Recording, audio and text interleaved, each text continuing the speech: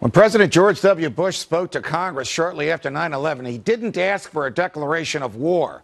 Instead, Republican leaders offered, and Congress enacted something called an authorization for the use of military force.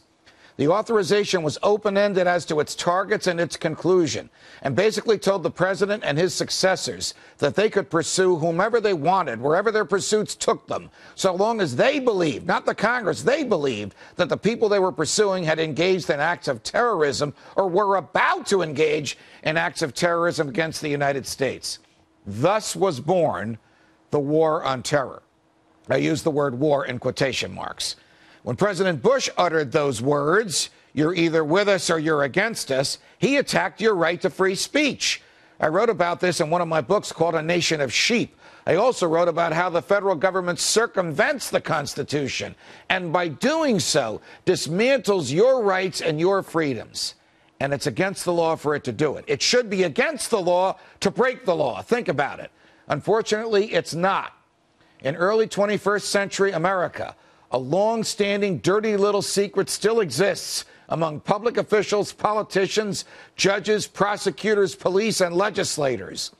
The government, federal, state, and local, doesn't feel bound to obey its own laws. I know this sounds crazy, but it's true. And there you have it. The government uses excuses like war to curtail your freedom of speech. What will you do to stop the continued erosion of your natural rights? Joining me now is Jacob Sullum, senior editor at Reason Magazine. Jake, welcome to Freedom Watch. Thank you. You wrote a piece that caught my interest that I read not too long ago about legislation which makes it a crime to provide material assistance to terrorist organizations. There's a couple of problems with this legislation. One, the Secretary of State can decide what is or who is a terrorist organization, and she could change her mind anytime she wants. Second is, suppose you're just speaking. Suppose you're just advocating against what the government is doing. Could the government twist those words into, you're helping the bad guys, and so we'll prosecute you? Yeah, so actually this is a case that's before the Supreme Court right now, and the issue is the very broad definition that Congress has given that term, material support. It can include, among other things, training, which is defined as imparting a specialized skill. It can include expert advice or assistance. It can include service, which is not defined at all, so it's a very broad category. Right. And personnel, which includes yourself. So people who want to, this case is actually brought by people who want to engage with groups that are on the Secretary of State's list and try to encourage them to move in a nonviolent, peaceful direction, teach them how to resolve their disputes nonviolently. For example, with the Kurdish Workers' Party in Turkey, this is the largest group representing the Kurdish minority there, and it is classified as a terrorist group on the one hand. But on the other hand, we know that these terrorist groups have a way of getting off the list or being reclassified as non-terrorists. It happened to the PLO, it happened to the IRA, which are two of history's most notorious groups, terrorist groups. They were never actually on the Secretary of State's list because by the time it was first assembled, they were considered to have moved enough in a peaceful direction that they no longer qualified. So the guy who wants to engage with him, his name is Ralph Fertig. He's a former administrative law judge, and he wants to encourage the Kurdistan Workers' Party to move in a peaceful direction. Right. But he is rightly worried that he can be prosecuted and he could go to prison for up to 15 years simply, for example, teaching them how do you file a complaint with the UN. Or, for example, if he were to go to Congress and say, maybe this group doesn't belong on the list anymore, then Congress can actually, by statute, overrule the Secretary of State and remove a group from the list, even that would be considered to be providing material support. Well, this is insane. If he wants to exercise political speech by suggesting to Congress, and I'm not blaming Mrs. Clinton because all secretaries of state do this, by suggesting to Congress that Secretary Clinton was wrong to put somebody on the list or Secretary Colin Powell before her, he has the fear, you're telling me, of being prosecuted for making that argument to his own representatives in the Congress?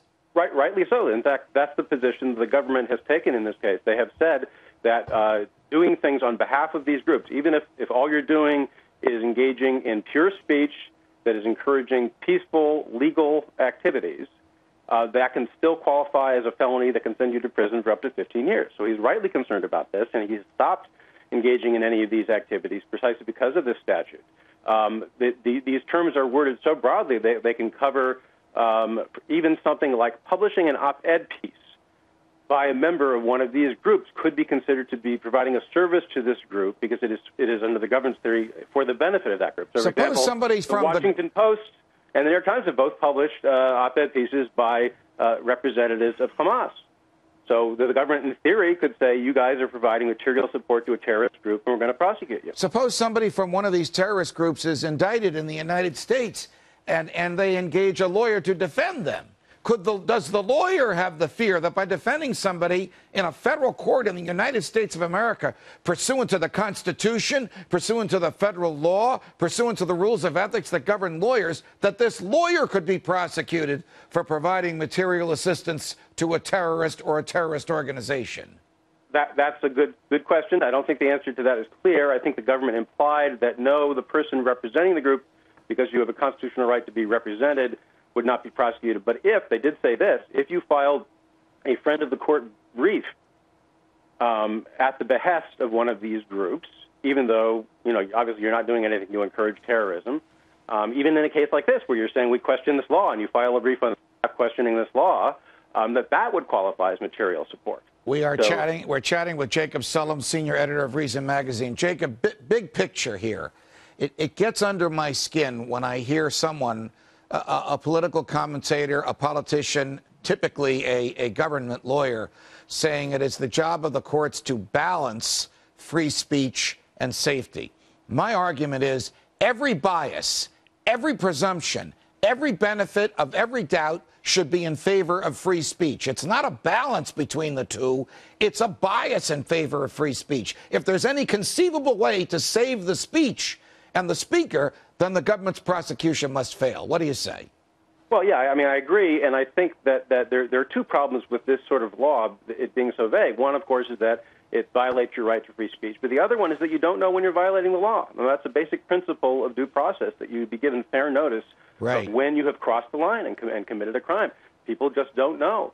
And what Ralph Fertig, the plaintiff in this case, has proposed is that they read the statute so that you actually have to have the intent to further terrorism. You have to have the intent to help this group with its illegal activities in order to be prosecuted. So that would eliminate this threat to people who are actually not advocating violence and who are actually trying to promote peaceful resolutions to these disputes. And anybody who happens to be in any way associated with one of these groups by either running one of their op-ed pieces or advocating on their behalf in a nonviolent way would not have to fear that they're going to be prosecuted. So that's all the court has to do, is to construe the statute in that way. And the statute itself, by the way, says, they added language saying this should not be construed to violate First Amendment rights. So you can argue the intent of Congress was not to do that. Therefore, we're going to construe this narrowly and insert this intent requirement in order to save the statute. You have a due process right, and many Supreme Court cases say this, to know in advance what behavior is expected of you. And if the statute is so vague that you don't know what behavior is expected of you, then the statute should be voided. Jake Sullum, it's a pleasure. Thanks for joining us. Thank you.